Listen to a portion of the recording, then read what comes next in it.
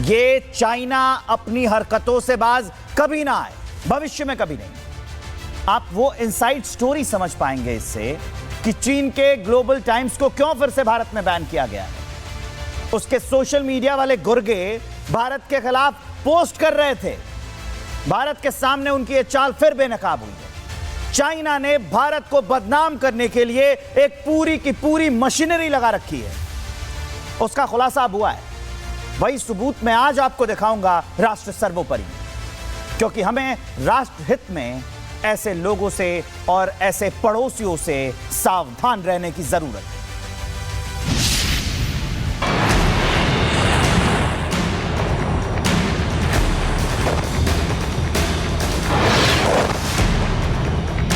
भारत ने ऑपरेशन सिंदूर के दौरान एक साथ 3 मोर्चों पर लड़ाई लड़ी। पाकिस्तान तो खुलकर जंग में था, लेकिन भारत के 2 दुश्मन चीन और तुर्की छिपकर जंग लड़ रहे थे। लेकिन भारत ने इस जंग में इन तीनों को जबरदस्त पटखनी दी।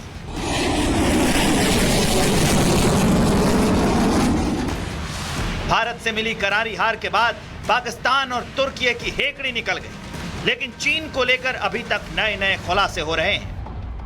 अब फ्रांस की खुफिया एजेंसी ने चीन को लेकर चौंकाने वाला खुलासा किया है। फ्रांस की खुफिया एजेंसी का दावा है कि चीन ने राफेल फाइटर जेट को बदनाम करने के लिए अपने दूतावासों का इस्तेमाल किया। चीन ने राफेल के खिलाफ फेक प्रोपेगेंडा चलाया, राफेल की क्षमता पर सवाल खड़े किए, यहां तक कि राफेल के कथित मलबे की फर्जी तस्वीरें, एआई जनरेटेड वीडियो और वीडियो गेम के दृश्यों का इस्तेमाल किया। चीनी दूतावासों के अधिकारियों ने दूसरे देशों के रक्षा अधिकारियों के साथ बैठक की, जहां राफेल को कमजोर और चीनी विमानों को तवज्जो दी गई।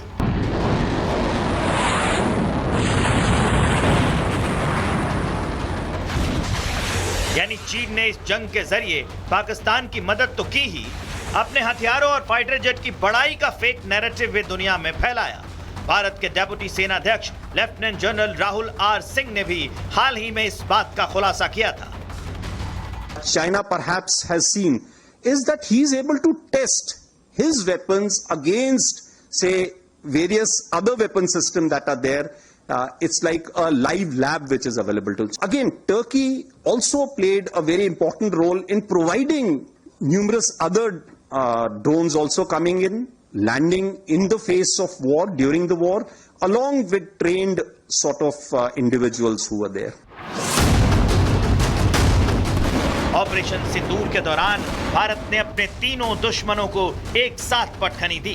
भारत की इस पटखनी से पाकिस्तान की तो कमर टूट गई। अब पाकिस्तान को फिर से खड़ा होने में सालों लग जाएंगे। पाकिस्तानी सरकार अभी तक अपने एयरबेस की मरम्मत का टेंडर निकाल रही है, तो वहीं तुर्की के ड्रोन्स टेक्नोलॉजी की पूरी दुनिया में भद्द पिट गई। भारत के एयर डिफेंस सिस्टम ने तुर्की का एक भी ड्रोन भारत में घुसने नहीं दिया। इसके साथ ही चीन के फाइटर जेट और मिसाइलें भी भारत के सामने फिसड्डी साबित हुई। One border, 2 adversaries.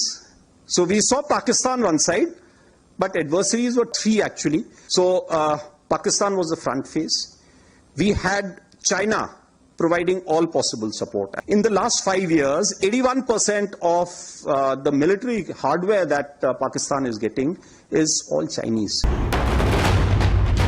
भारत ने पाकिस्तान तुर्की के साथ चीन को न सिर्फ हराया, बल्कि दुनिया भर में इन तीनों को एक्सपोज भी कर दिया। चीन की PL-15 मिसाइल मलबे के ढेर में मिली दिखी, जिसे जापान, अमेरिका के साथ यूरोप के कई देश रिसर्च के लिए मांग रहे थे। वहीं इस जंग में चीन की नापाक हरकत भी उजागर हो गई।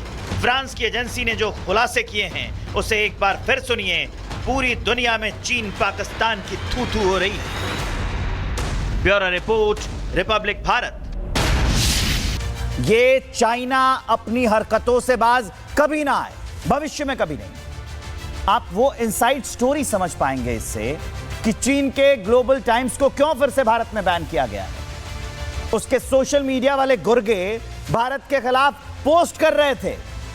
भारत के सामने उनकी ये चाल फिर बेनकाब हुई है।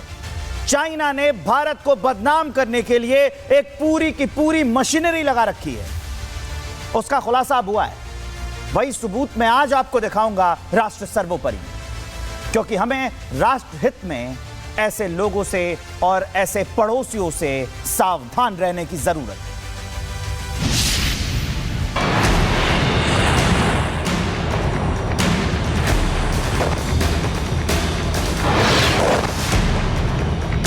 भारत ने ऑपरेशन सिंदूर के दौरान एक साथ 3 मोर्चों पर लड़ाई लड़ी। पाकिस्तान तो खुलकर जंग में था, लेकिन भारत के 2 दुश्मन चीन और तुर्की छिपकर जंग लड़ रहे थे। लेकिन भारत ने इस जंग में इन तीनों को जबरदस्त पटखनी दी।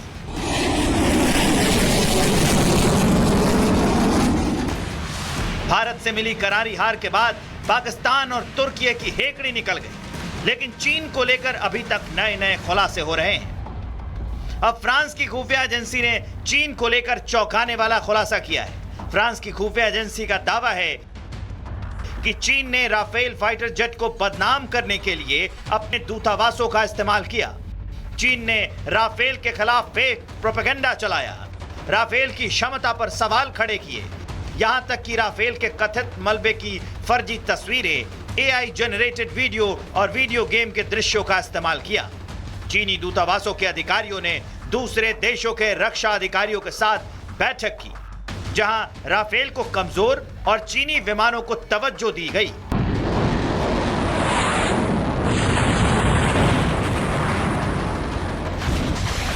यानी चीन ने इस जंग के जरिए पाकिस्तान की मदद तो की ही, अपने हथियारों और फाइटर जेट की बड़ाई का फेक नैरेटिव वे दुनिया में फैलाया। भारत के डेप्यूटी सेनाध्यक्ष lieutenant general Rahul R Singh ने भी हाल ही में इस बात का खुलासा किया था। China perhaps has seen is that he is able to test his weapons against, say, various other weapon systems that are there. It's like a live lab which is available to. Again, Turkey also played a very important role in providing numerous other drones also coming in, landing in the face of war, during the war, along with trained sort of individuals who were there. Operation Sindoor के दौरान भारत ने अपने तीनों दुश्मनों को एक साथ पटखनी दी। भारत की इस पटखनी से पाकिस्तान की तो कमर टूट गई। अब पाकिस्तान को फिर से खड़ा होने में सालों लग जाएंगे। पाकिस्तानी सरकार अभी तक अपने एयरबेस की मरम्मत का टेंडर निकाल रही है, तो वहीं तुर्की के ड्रोन्स टेक्नोलॉजी की पूरी दुनिया में भद्द पिट गई। भारत के एयर डिफेंस सिस्टम ने तुर्की का एक भी ड्रोन भारत में घुसने नहीं दिया। इसके साथ ही चीन के फाइटर जेट और मिसाइलें भी भारत के सामने फिसड्डी साबित हुई। One border, 2 adversaries. So we saw Pakistan one side, but adversaries were 3 actually. So Pakistan was the front face. We had China providing all possible support. In the last 5 years, 81% of the military hardware that Pakistan is getting is all Chinese. Bharat ने पाकिस्तान तुर्की के साथ चीन को न सिर्फ हराया, बल्कि दुनिया भर में इन तीनों को एक्सपोज भी कर दिया।